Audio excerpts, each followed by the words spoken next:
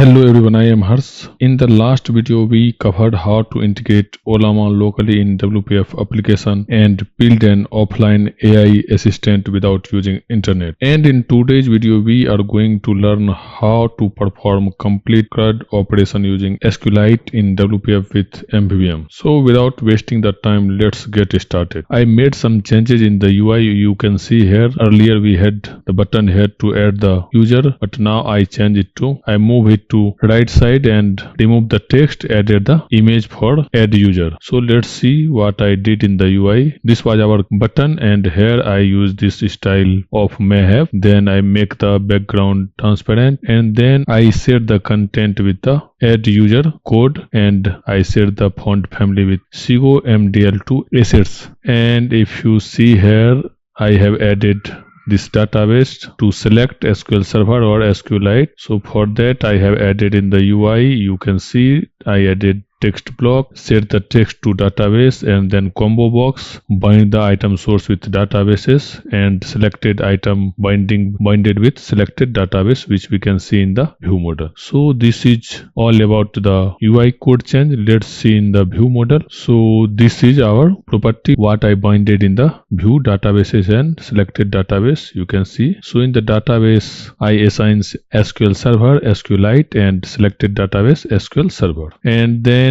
I made the change here.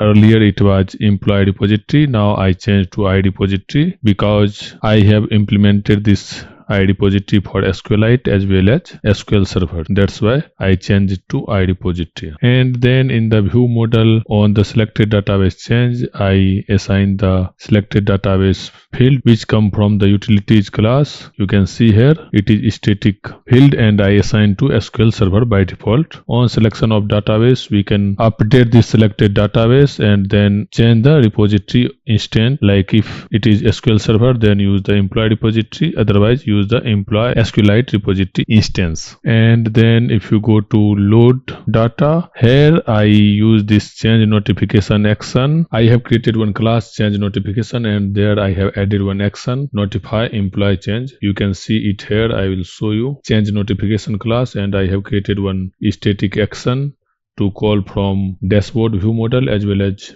from employee view. Why I am calling it? Because in the dashboard view model we are showing this employee information in the chart. So whenever the employee data change, so it will call the notify employee change, and this notify employee change action I have assigned it in the dashboard view model like change notification dot notify employee change, and then inside that I am calling load employee and load chart. Earlier only this line was there in dashboard view model constructor. Now I have added inside the action, then we are immediately invoking that action because once it will call, once this dashboard view will load, it will set the action and then it will notify. On notification it will call the load employee and followed by load chart, so that we can see the updated information in the dashboard view. And here we are checking the repository. We are setting the repository based on the selected database, how we set in the employee view model. So based on this repository it will call that get all async method. Now let's see the repository of SQLite. Let's go to employee SQLite repository, and if you want to compare it with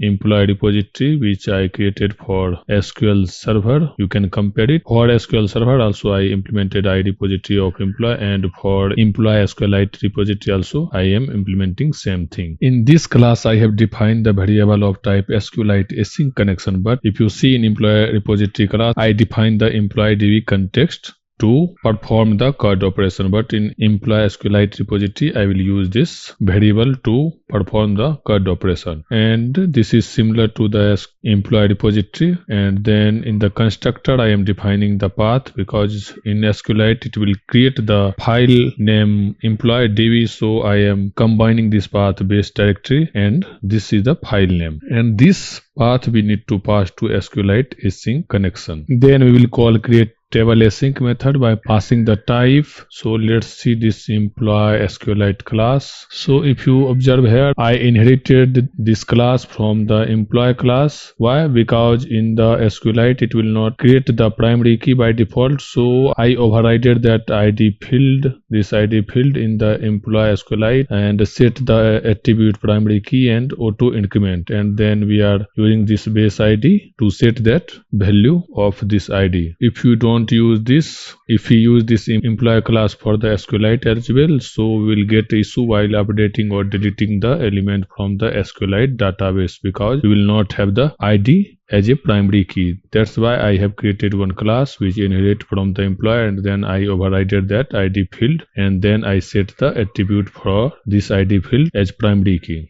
Then we'll go next. Here we have get by ID async method, and here also we have the same thing. We are calling find async using the context, but here we will use the connection, and then we'll call the find async method by passing the type and sending the ID. So it will return the employee with that ID. For get all async method, we will call the table method, which will take the type employee SQLite and then to list async, and then we have to cast it to employee because we are using the list of employee to bind our view. That's why I cast this employee SQLite to the employee. And for add async, we are converting first this employee to employee SQLite. Like this, we'll create the object and then we'll set all the field, or you can also use the auto mapper, but I have not used it. That's why we have to write like this. And then we will insert that type SQLite employee. We'll call the insert async and we'll pass this object. And for add bulk async, we are using this employee and then select, then we are converting all the employee with employee SQLite, and this SQLite list we will insert into the SQLite database using insert all async method. In update async method, I am converting this employee to the employee SQLite, and then I am calling the update async method by passing this employee SQLite object. And for delete, we have delete async method. Here we'll pass the type and then the ID, so that it will delete the respective employee with the ID. And if you see the get page async, if you compare it with this, you can see here in the SQL server I used employee DB context, but here we are using the connection and calling the table, so it will return the complete detail of the table, and then we'll use the count async, and then it is similar. But here only we are converting it to employee because it is of type employee SQLite. That's why we have to cast it here. Now let's see what are the library required for using SQLite. So if you observe here, I have used SQLite async connection which come from the package. You can see here this SQLite -net -pcl. So to use this class you have to install it, and one more package you have to install this one, SQLite pcl raw.bundle _e _SQLite 3. If you don't use, then it will not create the table and you will get the exception for all the CRUD related operation. Here I have not used entity framework core for SQLite. If you want to learn how to use entity framework core for SQLite, let me know in comment. So this is all about the implementation, and now let's try to use the SQLite. I don't have any data in SQLite. So you can see this is also empty. Now let's try to add. So let's click on add user, and this time I will use form, and then I will set all the value here.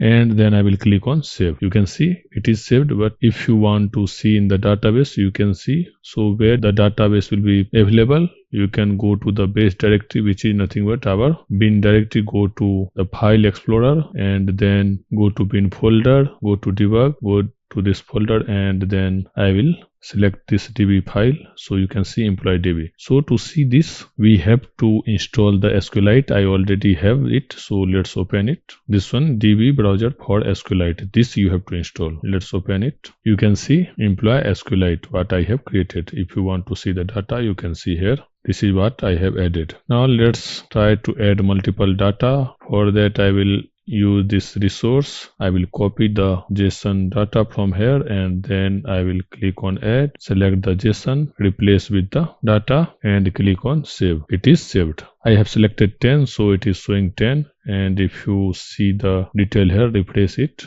you can see all records are inserted in SQL database. And you can perform pagination. You can select number of record per page. You can also perform the filter. So everything is working as SQL server. If you go to dashboard now, you can see the detail. All these things you can see. Now let's try to edit this first employee. I will say Google, and then here I will say Hers123. I will change it to this and click on update. It is updated successfully, and let's try to delete it. It is deleted successfully. You can see in this also. Let's refresh it, that Hers employee is removed from this database. So this is how we can use the SQLite database to perform the CRUD operation. I hope you learn how to perform the CRUD operation using SQLite. That's all for this video. If you found this video helpful, let's share with your friends.